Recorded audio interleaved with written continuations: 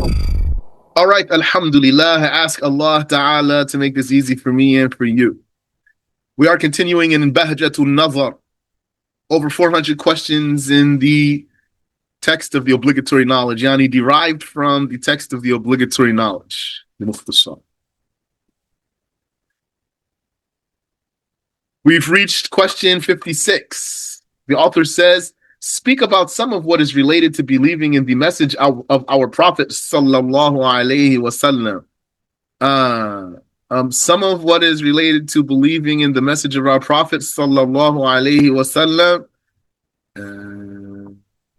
What related to that is believing that everything that he conveyed from Allah Ta'ala is true, and that whether that pertains to the past or the future, everything that he conveyed from Allah Ta'ala is true, whether that pertains to the past or the future, or whether that pertains to the laws, what's obligatory and what's not obligatory, and what's permissible and what's forbidden, or whether that pertains to the unseen, like the existence of paradise and hell and angels and enjoyment of the grave and torture of the grave, the things we don't usually see.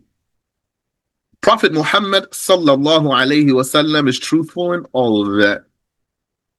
And I would, for this question, I would add all the things we already said, included in believing in the message of the Prophet alayhi salatu wasalam, is believing in whatever he told about. He told about the resurrection and the presentation of the deeds and the reward and the punishment and the intercession and the basin and paradise and hell and the bridge, etc.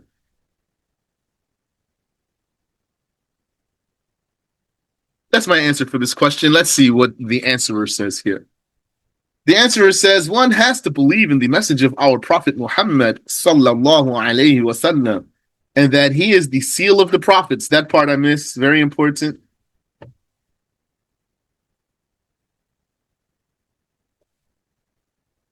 That the Prophet sallallahu alaihi wasallam is the seal of the prophets, i.e., he is the last of them. Allah Ta'ala said in Surah Al-Ahzab, verse 40, وَخَاتَمَ النَّبِيِّينَ. He is the seal of the prophets.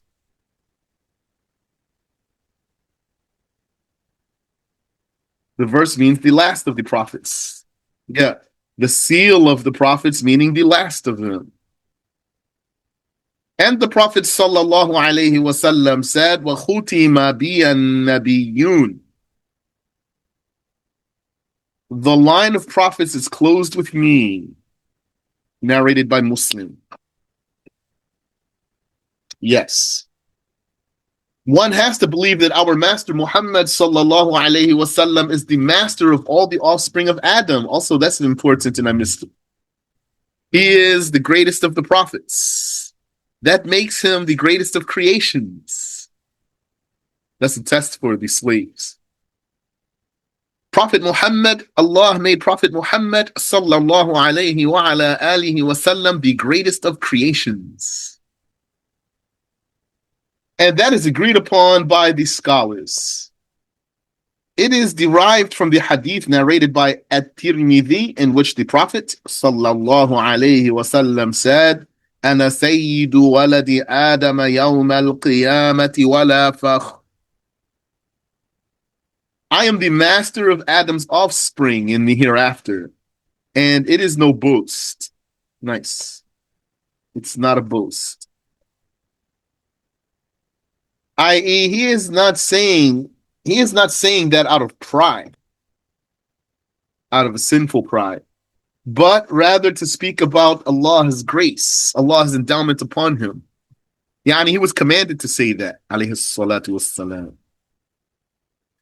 Allah commanded him to speak about his merit. And so he said it. Don't forget, sometimes you have a license if you want. You have the excuse if you want to mention your merits. but otherwise, don't go around mentioning your merits. But sometimes you should mention your merits when there's a benefit. Like here, what did the Prophet say here? He said that for the benefit. Also, what did Prophet Yusuf say? Alayhi salatu wassalam. He said, Inni hafidhun alim. He said, put me in charge of the treasury. I am a strict guardian and I am a knowledgeable scholar.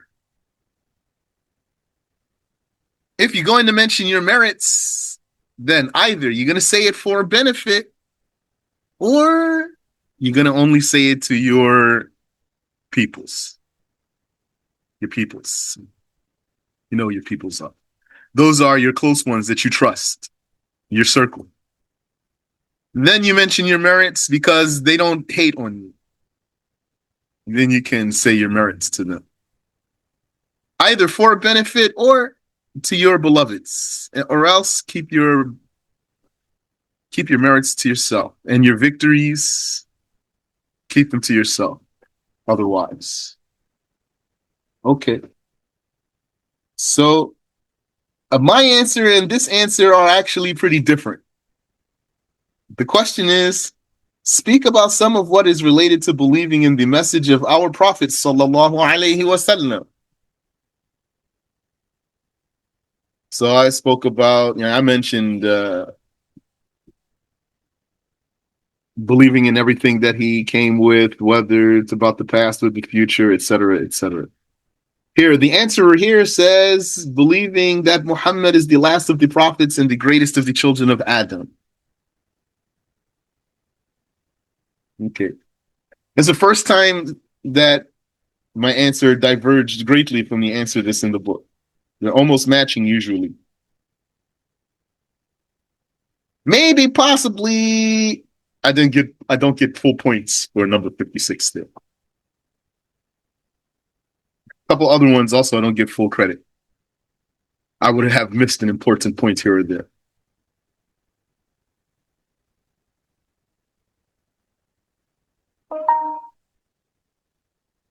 Question 57. Speak about some of the attributes that are necessarily attributed to the prophets of Allah Ta'ala. Okay. So I usually try to come up with 8 attributes. Nice number. 8 attributes of prophets. So I'm not looking at what's here in the book. I'm not letting my eye go down there. So I'm just going to write these out. 8 attributes of prophets. Number 1, conveyance. That's their main function. Number 2, impeccability. They are divinely protected. Number 3, miracles. They perform miracles as evidence of their prophethood. 4, they are intelligent. 5, they are brave, courageous. 6, they are beautiful. That's 6. 7 and 8, I'm the one who put 8 as a challenge for my own self. So 6 is good. 7, no, there's something missing. 7, truthful. They are truthful. That means they don't lie. And 8, they are trustworthy. That means they don't betray. No, that's good. Let's see what the answer is here. Answer, it says, Allah sent the prophets to convey to people what benefits them in their religion and life. Yani in their religion and their worldly affair. The prophets are the ideal example for people to follow. For this reason, Allah beautified them with praised attributes and good morals. Okay. So that's the way it's said right here. Or you can say, Allah gave the prophets these attributes so that they can fulfill their mission. The prophets have a task. So, in order to fulfill the task at hand, it requires certain qualifications, such as impeccability and intelligence and other qualities.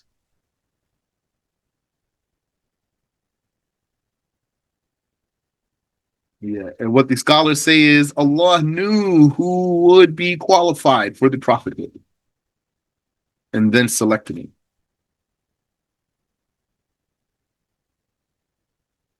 Some of these attributes are truthfulness, trustworthiness. So truthfulness means what?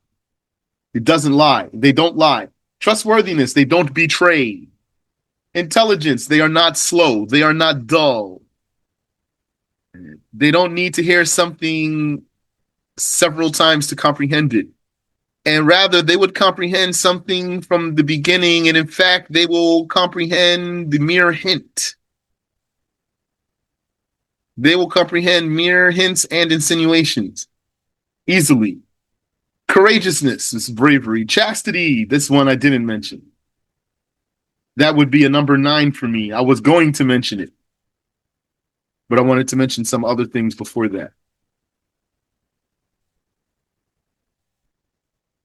But up till here, some of the most important attributes aren't mentioned. Let's see if they're coming. Because conveyance is their main function. That's why I started there. Impeccability covers so much of their attributes.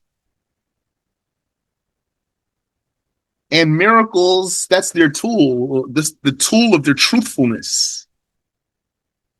They're not proving that they are prophets by mere mental evidence. You and I can prove we have the right religion by mere mental evidence. Mental evidence is not enough to prove prophethood. So the prophets, they don't just come with what makes sense and therefore they are prophets. Rather, they perform miracles. They perform these supernatural feats. That proves that they are prophets. So that's very important. So these 3 for me are on the top of my list of attributes of prophets. The answerer continues. Allah Ta'ala said after mentioning some of them in Surah Al-An'am, verse 86, وَكُلًّا فَضَّلْنَا عَلَى الْعَالَمِينَ. And each of them we preferred over the creation. Yani, Allah gave them preference over everyone else in the world. The prophets. The prophets are the best of the creations. Salawatullahi wa salamuhu alayhim. Underline this, you hear it. Wa salamuhu alayhim ajma'in. The Prophet sallallahu alayhi wa sallam said, ما بعث الله نبيا إلا حسن الوجه حسن الصوت وإن نبيكم أحسنهم وجها وأحسنهم صوتا. Allah did not send a prophet without him having a beautiful face and a beautiful voice. And your prophet has the best face and best voice among them. Yes. Here, put beauty as number 6 in my list. Okay. So that's the end of that answer. So I'm not happy that this answer does not include the conveyance and impeccability and miracles. Question 58. Speak about some of the attributes that must never be attributed to Allah's prophets. Okay, so that's going to be the opposites of these. So withholding the message, fallibility,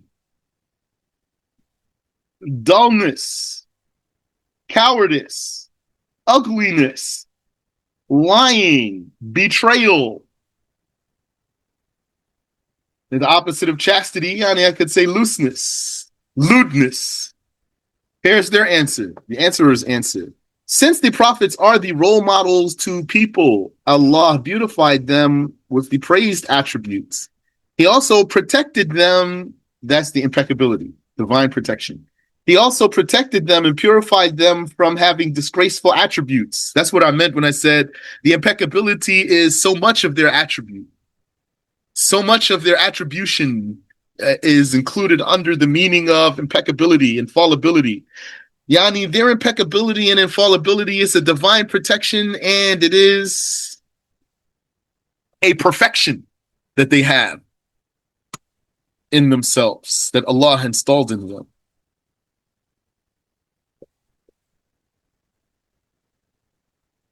Because, for example, it even covers a slip of the tongue. The impeccability of the prophets even covers the slip of the tongue.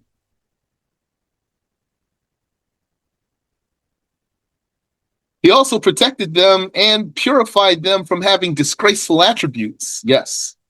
It is impossible for the prophets to be attributed with lying, dishonesty, vileness,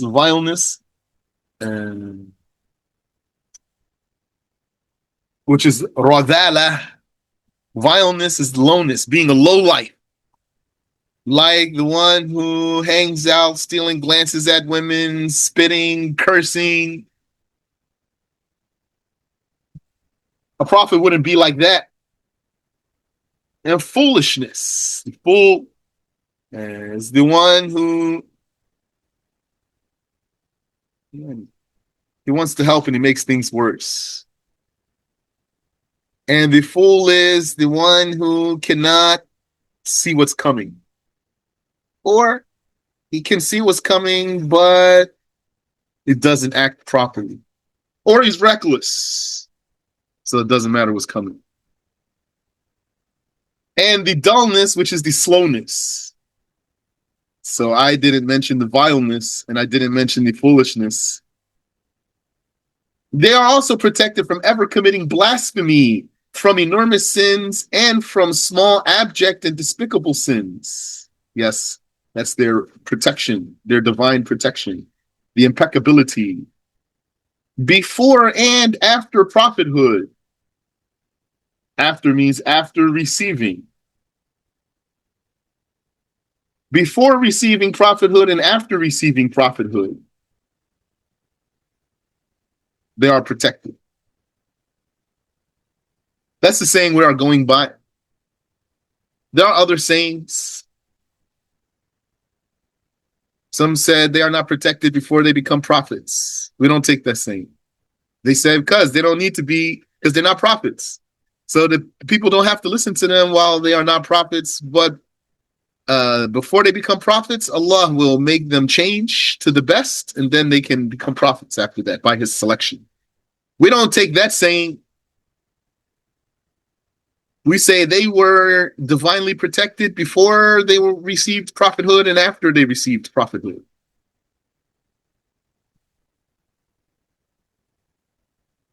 And some said they don't commit any sin, so they disagree with this sentence. On the other hand, they may commit other non-despicable small sins. That's what we go by. That's what the majority of the scholars go by. Subhanallah. And some say the prophets don't commit any sin at all.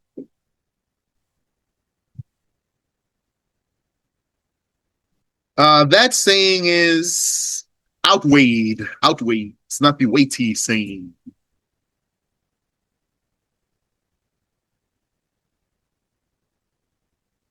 So we say the prophets may commit other non-despicable small sins. What does that mean, a non-despicable sin? Meaning, the despicability of the sin is by how it is regarded by others. Meaning, something's going to be a sin because God forbids it.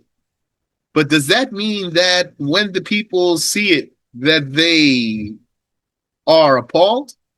Not necessarily. So, for example, Adam was forbidden from eating a fruit. So if you saw someone eating a fruit that he's not supposed to eat, would you say, "You scoundrel"? No. So some sins, big or small, are despicable, low, display low character, uh, and the people hold something against those sins. And some sins, they are sins, whether big or small, but the people don't um, find them so ugly. So, what's the case of the prophets? The prophets don't commit any big sin, whether it's despicable or not. And the prophets, they don't commit a small sin if it's despicable. So we go according to the saying that the only amount of sin that a prophet could possibly fall into is a small sin that does not display low character. Like when Adam ate from the fruit that he was not supposed to eat from. Or like when Prophet Yunus left his people without permission, after he had been calling them to Islam for 40 years and they were not responding to him. So he left them. And then he wound up getting swallowed by a fish or a whale. And then he went back to them to find that they had become Muslims. And they were waiting for him. But not like some of these sins that are mentioned in the Bible about prophets. Like it's mentioned in the Bible that Noah drank alcohol until he was laid out unconscious in the nude. And his sons came in backwards and covered him up. That's complete fabrication. And like they said in there, that Lot drank alcohol. That's a big sin in itself. That's not true. And that not just that, they said, and then he committed incest with his daughter. This is very horrible. That's a fabrication. And then they say the next day he did it again with his other daughter. This is blasphemy to say that about a prophet. Here it says, however, if they do commit such small sins means small sins that do not display low character, they are immediately guided to repent before others imitate them. That's clear. That's fine answer. What was the question? Speak about some of the attributes that must never be attributed to Allah's prophets. Okay. Question 59. Allah Ta'ala said about Ibrahim, the prophet of Allah, in Surah Al-Anbiya, verse 63. بل فعله كبيرهم هذا فاسألوهم إن كانوا ينطقون. Rather, the largest of them, the idols, this one did it. So ask them if they are able to speak. Okay, there's no question here. Subhanallah. It says, question 59, then gives a statement. Allah said about Ibrahim, this ayah. That's it. Where's the question? So, when someone does something like that to me, I say to him, there's no question here. There's one person, he does it a lot. Maybe he slowed down now. I guess he maybe started thinking more. Suppose that I know what his question is. I might know what his question is, but I'm going to make you ask your own question most of the time, even if I know what you want to ask me.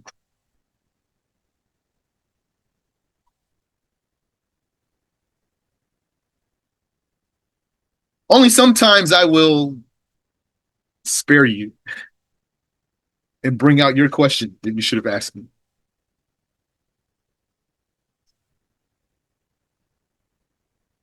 Well, let's see what the answer is. For me, there's no answer because there's no question. Let's see what it says here. Yanni, I know where it's going, but there's no question in particular. It's very important to let a person ask his own question. So it says, without a doubt, the prophets of Allah are cleared of lying. What is mentioned in this verse about Prophet Ibrahim is, in fact, not lying. Okay. So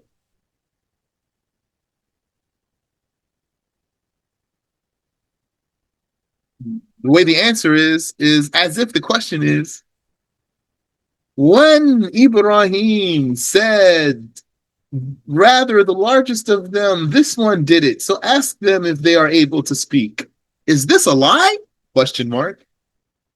And then the answer would be, without a doubt, the prophets of Allah are cleared of lying. Meaning, no, it's not a lie.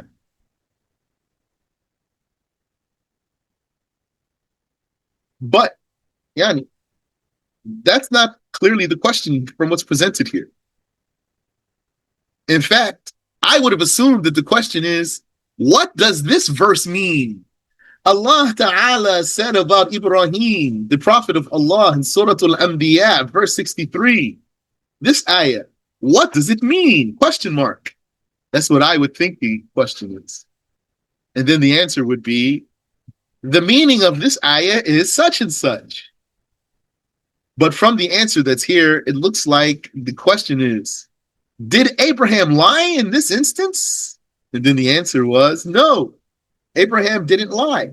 Without a doubt, the prophets of Allah are cleared of lying. What is mentioned in this verse about Prophet Ibrahim is in fact not lying. To the contrary, its meaning is true. And in reality, what he said is true. This is so because the head idol was the one who caused Prophet Ibrahim to destroy the other idols. Also, what's going on with this question here?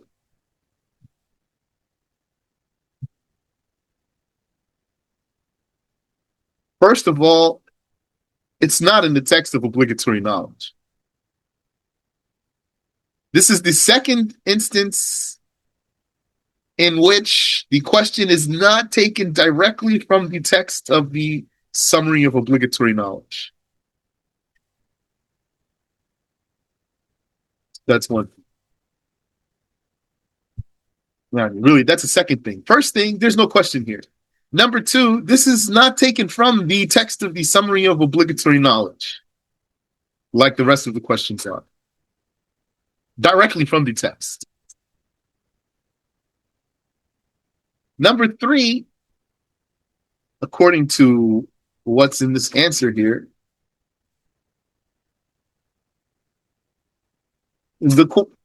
what's supposed to be a question, it also lacks context. The answer is bringing out context that the question doesn't have, because the answer says, this is so because the head idol was the one who caused Prophet Ibrahim to destroy the other idols. Here, where it says, this verse means, rather the largest of them, this one did it. So ask them if they are able to speak. Where's the word idol? So we know they is the idols, but it's not there clearly. Here, this word them. Who's them? Who are they? The idols. But it's not clearly stated here. So there's no question here. It's not taken directly from the text of obligatory knowledge. And it misses context greatly.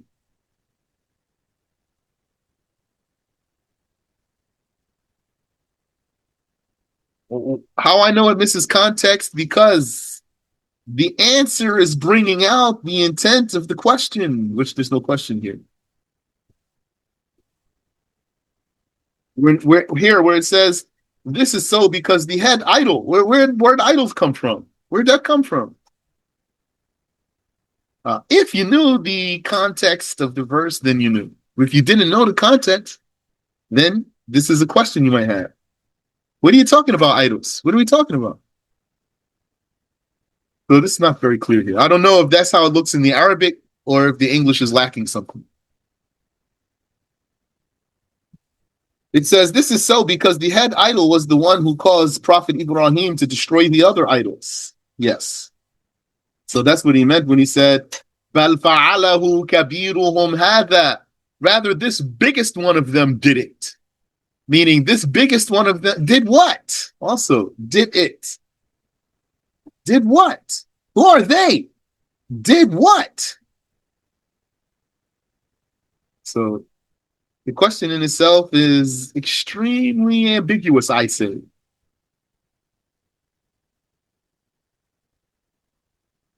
The question as it is posted. Did what? He smashed the idols. That's what. That's what it is. The biggest one of them did it means the biggest one of them drove me to do it.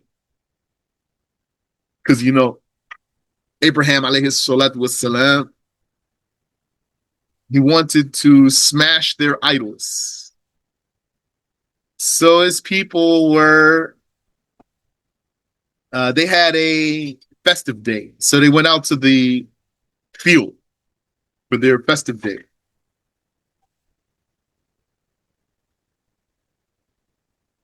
And so when they were on their way and they were away from him, but still in earshot, he said, I will do something to your idols. Because he wanted to show them that what they worship does not deserve to be worshipped. So then they went, so he went to their temple. And in the courtyard of the temple were idols. There was a central one, which was the biggest one. That's what's meant by head idol here. The main idol. And on the right and the left of this main idol were smaller idols. And the people had put food out for the idols. So Abraham went there to their temple. He saw all this nonsense here. The food placed in front of inanimate objects.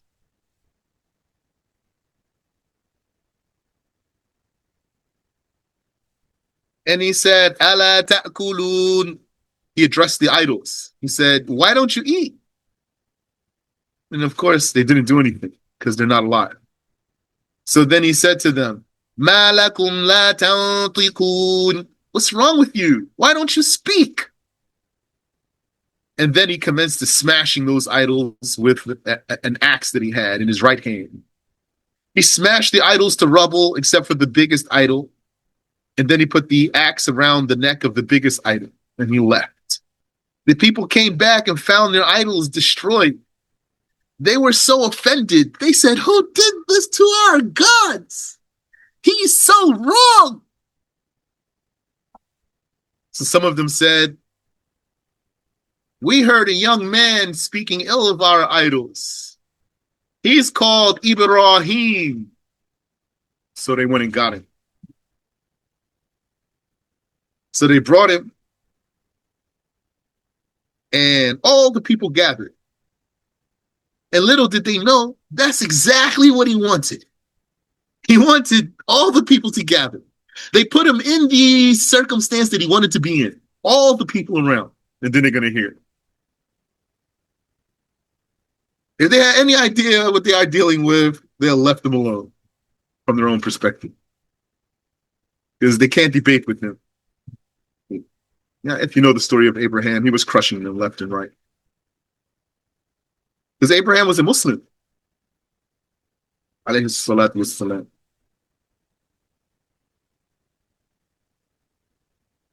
And then, as you know, when they were unable to defeat him by reason and debate, then they said, let's kill him. Burn him alive. Let's offer him as a sacrifice.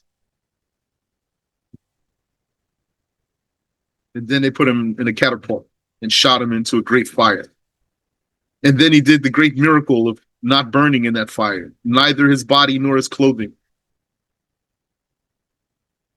Only the ropes that bound him were burned, and the fire was cool on him. So that's the story in the context there. So this is so because the head idol was the one who caused Prophet Ibrahim to destroy the other idols. Ibrahim did that out of his enormous anger towards the biggest idol. Yani, he had more rage against that biggest one. Since Prophet Ibrahim's people, alayhi salatu wasalam, exaggerated in respecting and beautifying its image and form, yani, over the other idols, so he hated it more. Because they deified it more, he hated it more. In this way, attributing the action to the big idol is a metaphorical attribution. Correct. And there is no lying in that. Yes. It's not a lie, although there's a figure of speech in there. And this is also something very important. I was just talking to one of the sheikhs from the UK, and he finds something like me that I found among some of the people. That amongst the brothers and sisters are those who they don't understand figures of speech. And anytime someone says a figure of speech, they tell them, no, don't say katuka. According to them, you just need to speak literally only, always.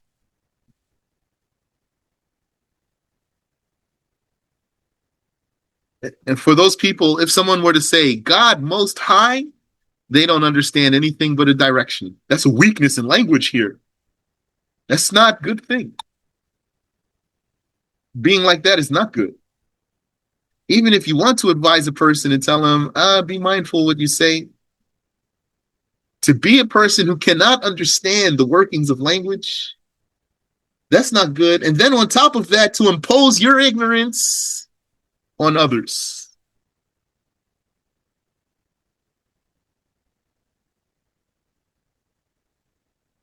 Or if someone were to say, I wish I were closer to God, they would be ready to faint because they don't understand this ignorance. Question 60. What is the meaning of the saying of Prophet Ibrahim when he saw the planet? When he said, Hada Rabbi. Now that's a question. Although it's not taken directly from the text of the summary of obligatory knowledge. Also, as if you know that text, you know this is not mentioned in there. So what's the meaning of when Prophet Ibrahim said, Hada Rabbi, this is my Lord? My answer is, this is a rhetorical question. When he said, this is my Lord, he was really saying, this is not my Lord. That's it. That's the answer. Without details. Let's see what the answer is here. Answer: the prophets of Allah are protected from committing blasphemy before and after prophethood. The saying of Ibrahim about the planet when he saw it, Hada Rabbi, is a form of expression in Arabic called negative interrogative, istifham inkari. Yani, it's a rhetorical question, i.e., a way of expressing one's strong denial of a matter by posing a question. By posing a question which clearly shows that the matter is ridiculous or totally unacceptable. The meaning of what he said is, the meaning of Hada Rabbi is this my Lord as you claim? Undoubtedly it is not! Exclamation point. Prophet Ibrahim already knows that godhood cannot be attributed to other than Allah.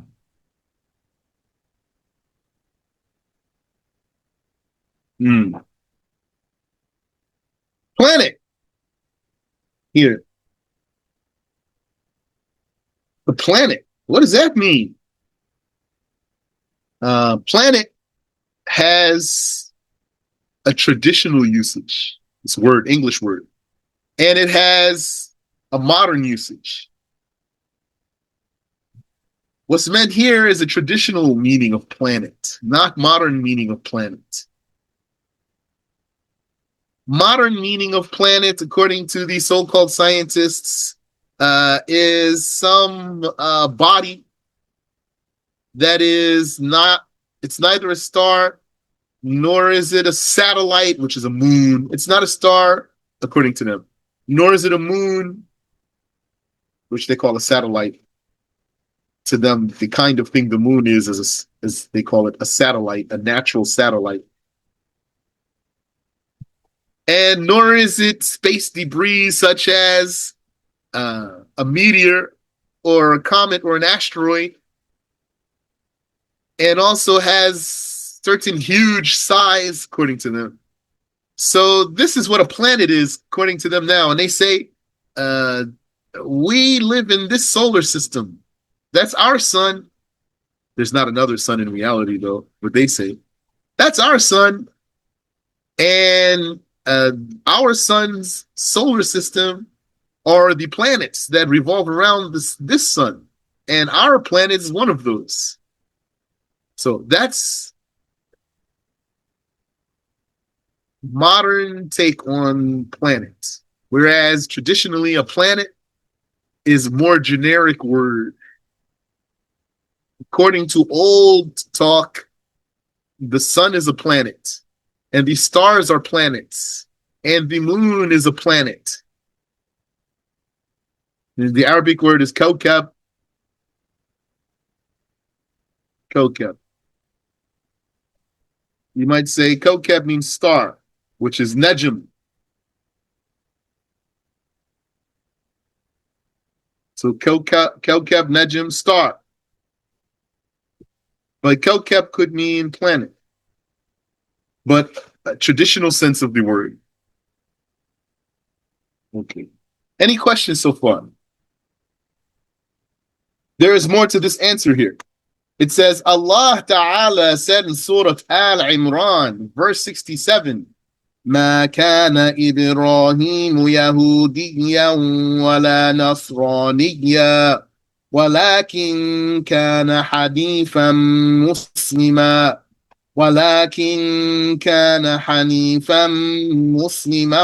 وما كان من المشركين.